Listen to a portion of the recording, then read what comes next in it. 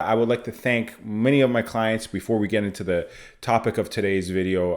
I recently happened to receive this award from my office, and frankly speaking, this award would not be possible without a lot of people who got in touch with me via this channel and put their trust and faith in me to represent them, whether they're sellers or buyers, landlords or tenants. This award is honestly, due to a lot of you putting your trust and faith in my abilities as a real estate agent.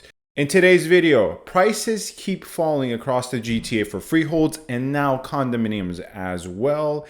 And one major consequence of this in terms of financing problems. Let's get to it. Hello everyone, this is Sam from SaberiSixRealEstate and Remax Realtron Realty Inc. As always, you can find my contact information in the description box with regards to my office address and information, my Gmail, and my Instagram and TikTok. Feel free to get in touch with me using the contact info with any questions you may have with regards to topics covered in this video or previous videos, or any general inquiries whatsoever. And if you want to do a little bit of your own due diligence before you get in touch with me, feel free to just Google my name, find me on Google reviews, and go through my Google reviews and see what type of person you would be dealing with.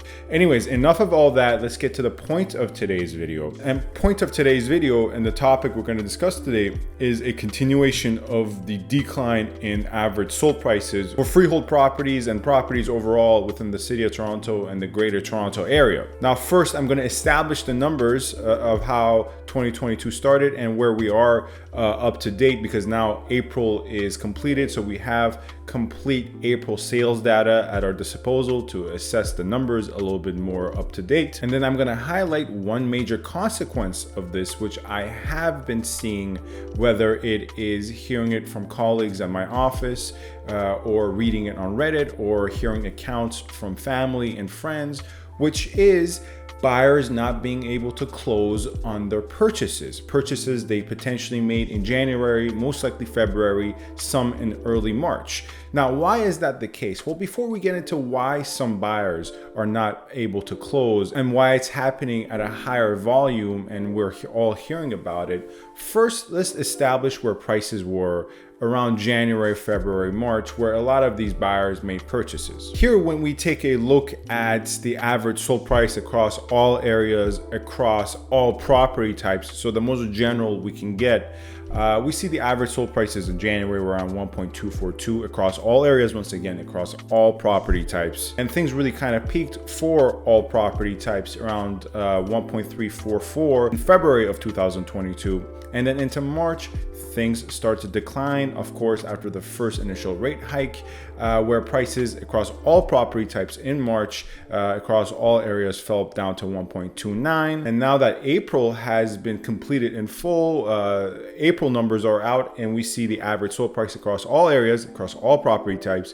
at 1.254. So 40K drop from month over month. But when we just take a look at this, it's not so bad compared to January, right? Prices are still up across all property types, across all areas. Once again, prices are still up $10,000 from January. Now, why do I keep emphasizing that this is across all property types, across all areas? Because it's very general category, and we have to get a little bit more specific. When we just look at detached freehold, the story becomes a little bit more grim. GTA itself at large is down around 4% month over month from March to April in average sold prices for detached, and up to 10% when we compare it to February peaks. What about York Region? York Region detached freehold, the average sold price in April was $1,761,000, which was a drop of 6.9% from March, where the average sold price was $1,892,000, and even more from the peak in February, where the average sold price was just shy of $2 million at $1,992,000. So prices went in York Region detached from February at $1,992,000, dropping all the way in April to $1,761,000. Now, the city of Toronto itself was actually up for detached month over month, up by 1%, 1.43%, where prices came up a bit at an average price of $1,947,000, where in, obviously March it was $1,920,000.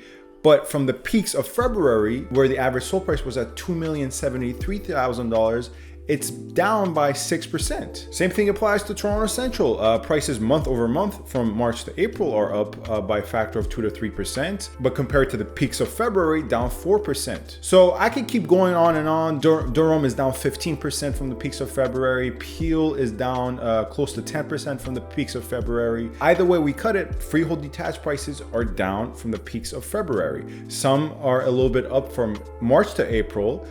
Some not even that. Some even continue to decline from March to April. And here we start to see the consequence of this with regards to buyers not being able to close on their purchases. Now, to explain this a little bit further, let's take an example. Let's say you are a buyer in February and you made a purchase according to February prices, where most likely you entered in bidding war and most likely you were competing against 3 to 4 other competing offers. And that's a good scenario for February. You're probably competing against 9 to 10 other offers. But anyways, and you kind of bid up the price to win the bidding war to make the purchase. And let's say you purchased at 1.7 and the purchase you made in February, let's say February 5th of 1.7 was going to close April, let's say April 20th. Well, of course, most people, such as this buyer in this example, who made a purchase at 1.7, require a mortgage. And for the sake of example, let's say they require a mortgage of 1.5 million for their $1.7 million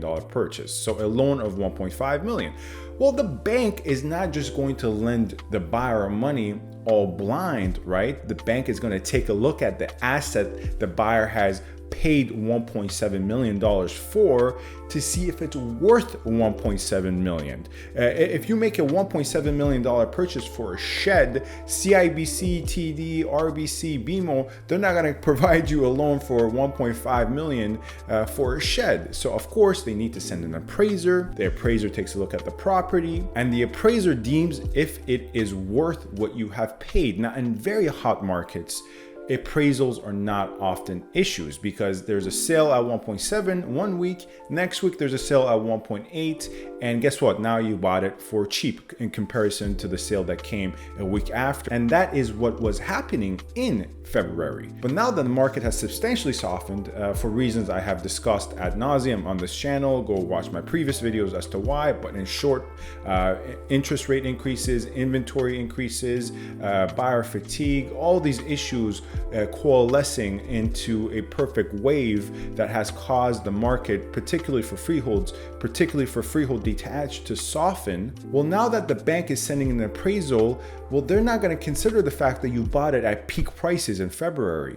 They're going to take a look at April prices and what you bought at 1.7 in February, if it is worth, according to the bank's appraiser, around 1.6 or around 1.58, well, they're only going to approve a loan based upon the new market value of the property, which puts a lot of buyers' backs against the wall, buyers who made purchases at peak market conditions. Because now as a buyer, you have ostensibly only two options: to make up the difference between what the bank has valued your property in April and what you purchased it on paper at in February in peak prices, or to basically try to negotiate with the seller to get your deposit back and kind of leave the transaction.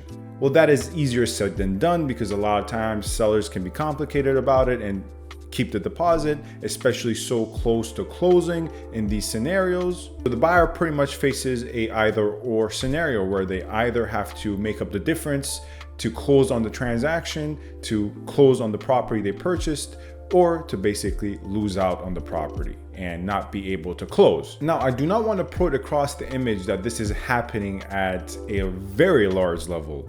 I do not believe that is the case, but it is definitely happening at a noticeable level, to the point where, once again, I've been hearing a lot of accounts on this on the ground.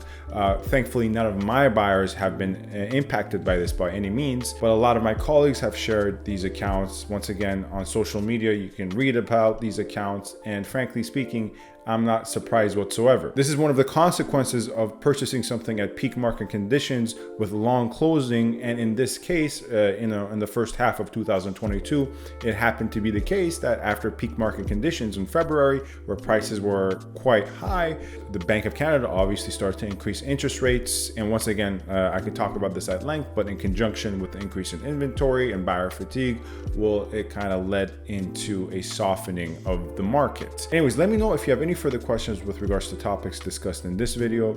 Feel free to get in touch with me with my contact information in the description box. Thank you very much for watching. Stay safe and stay tuned.